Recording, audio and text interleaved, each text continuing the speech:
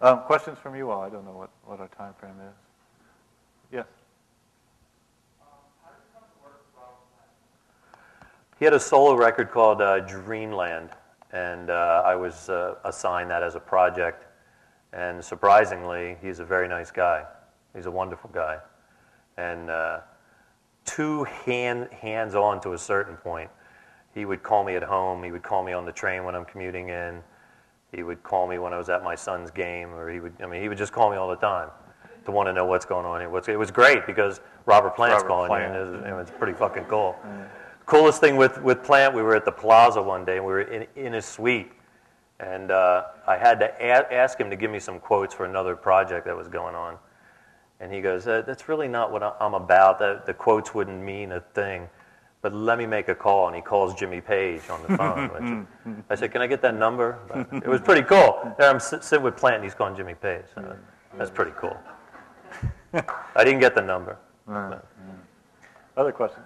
Sean? Do you stick fairly strictly to which bands you work with as far as genre or anything? That you try to create sort of an image for the company that way? Or? That's the way it is right now, but we're going to expand. Yeah, I mean, if there's a band that fits, like right now we're talking to a country band out of Texas. He's a 21-year-old kid from the University of Texas. And he writes great songs. And he's got a great following, and it's something we're going to pursue. It's not that I know that market well, but I know enough people that I can learn that marketplace, and it makes sense for us. And if he can sell stuff, then I'm thrilled about that as well. So. How would you find a 21-year-old kid at the University of Texas? I mean, how did he come on your radar? My son found it. Yeah, MySpace. On MySpace? Yeah. Now, he said, this is cool. You sure they hadn't hired you to...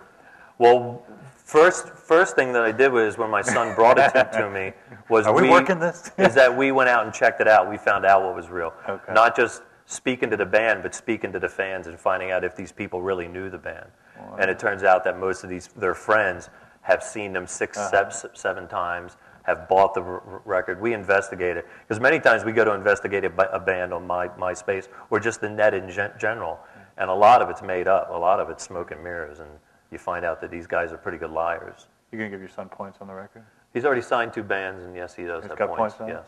Okay. Other questions? Sean has a follow-up. Yeah. I just wondered who that was. I'm not going to tell you because you're going to sign him. I haven't signed him yet. Yeah. Sorry. There's your first real lesson. Yeah.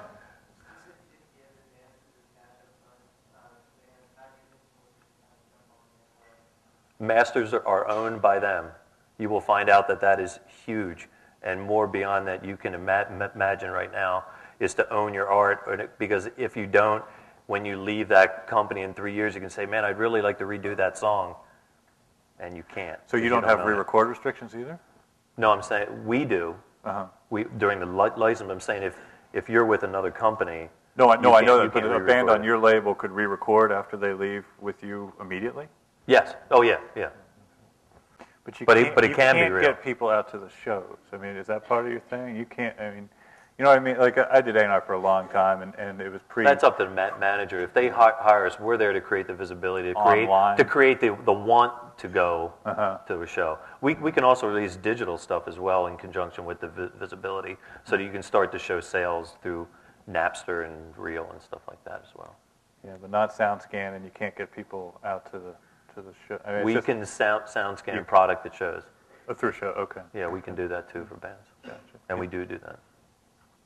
So, other than obviously saving on some serious legal fees and having a pretty intense work ethic, how do you go about staying on top with your marketing a band for 14 months? You said you're selling to niche markets, you're releasing exclusive kind of extra content, B-sides, stuff like that. What else do you do to stay financially alive during that time? What do you mean with that? With one particular act, or? One particular act. How is that act going to start recouping, start making money? I mean, this sounds kind of like a dream label. Most labels have that 6 weeks after the release because they got to be making money. Well, we're in a position where we don't need to make $48 million in week one. If I made $48 in week one, you wouldn't see me. I'd be gone. But we have time and we have the ability to work with bands and to develop them, to go from, okay, right now it's just about touring. Next step is about, okay, let's develop a press profile. Then let's develop touring outside of that world. Then let's maybe take it to satellite radio and develop it there. Let's take it to internet radio. It's constantly growing it.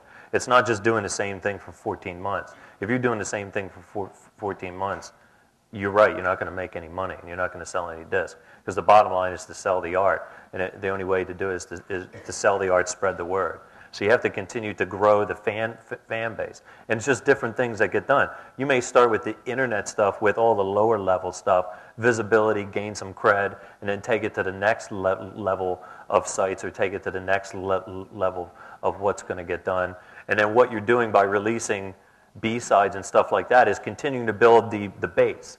You're continuing to feed your base of fans while you continue to grow beyond that. Bands sometimes forget about their base, and they let the base go. And what happens when your base leaves? You fall apart, and then there's no one to go to. So that when you release the next record, you have some place to start. You have your base to start with. So you can't let that base deteriorate, or you'll fall apart. There's too many bands that forget about that. They go on, and then they don't know why they can't sell their next record because they forgot about their fans. You know, they went on to sell 14 million records, and the next record sells 14 because their fans went away. Their fans found something else to do. You didn't serve them. You didn't create for them.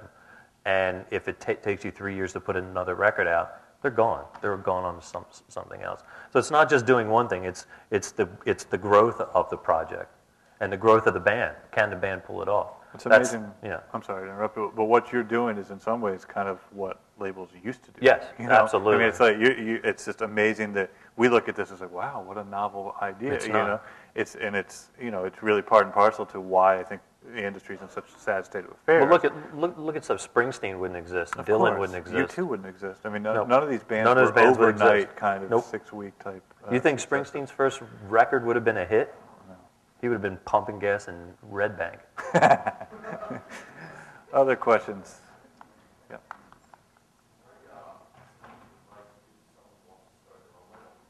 Good question.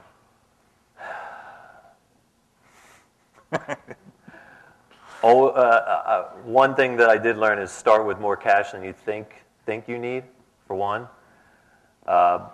Although we did not, and we have benefited from that, the fact that we don't have shareholders breathing down our throat. It gives us the freedom.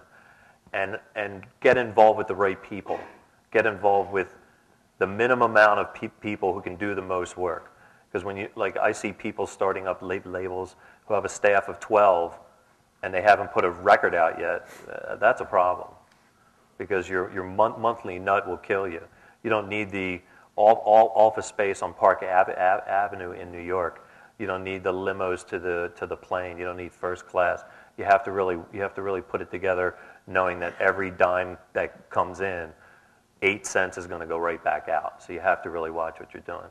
So, I mean, I don't know if that responds to what you're saying, but I think it's the people, and my gut would say you find more cash than you think you're going to need, because you'll end up needing it somewhere.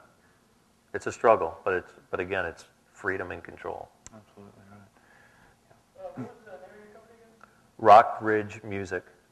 rockridgemusic.com. He's Googling it right now. Yeah. Okay, well, I'm sorry, Lucy. What is the size and spaces of different artists? Does it vary, or do you have an ideal size For the bass? For the bass for the band? Yeah. Some of the bands have zero bass when we start with them, but it depends. I mean, it depends on why we sign the band. Some bands, there's a band that we just signed that I hope their record sucks. I mean, it just sucks. But people go to see them live. I mean, they draw 400, 500 people a night. I have no idea why, but they tour, and they tour strong. I couldn't even get through the first part of the record. You've signed Fish. No. I would take Fish, but I mean, the record sucks, but they have a nice touring base. Good guys, smart guys. They know what they're doing. So your hope there is that they have a fan base, they'll Yes. build it, and then they'll eventually make a great record. Or we'll help them make a great record You're too, helping. so that's a Sure. different thing too. Sure. I mean, the base can be 0, the base can be 50,000. That's just part of what we deal with to make a decision to deal with a band or not. Once we have a plan, we'll have a goal. Because one of the worst things that is done is labels will pick a date. We're going to put the record out on this date, and then they let the date dictate the planning. The planning should dictate the date. As soon as you let the date dictate the plan, you're dead. Then you start doing things you wouldn't do. You start spending cash you wouldn't spend. You start doing things in a shorter period of time. You don't allow things to grow correctly. You have to let the planning dictate the date or the goal. Because if you just say, okay, I want to sell 10,000 records, well, I could say that every day of the week, and it sounds really good, and sometimes I do say it depending on who I'm speaking to. But for the most part, I can't think that way. I have to think about what am I going to do to get to this step, and then this step, and this date and that date. Because bands always say, oh, we have to have the record out by this date. Our fans can't wait. I'm sorry to say the only one waiting for that record is you. Nobody else is waiting for it. Everyone else is going to school or going out to eat or playing video games. Well, you have to make them want that record. And if the fans want it now, you've got to make them want it more, so that they're telling their friends about it, so that their 4 friends then want that record. So you have to be able to plan correctly and not pick a date and say, oh, we have to have it out then, which I've done when I work for the big guys. Sure. It's like this record's got to come out on this day because we need the billing for that month. Sure. And that record would come out, and that record could be dead before it comes out. The band could be dropped before the record comes out. I want to thank you so much. This has been Thank great. you.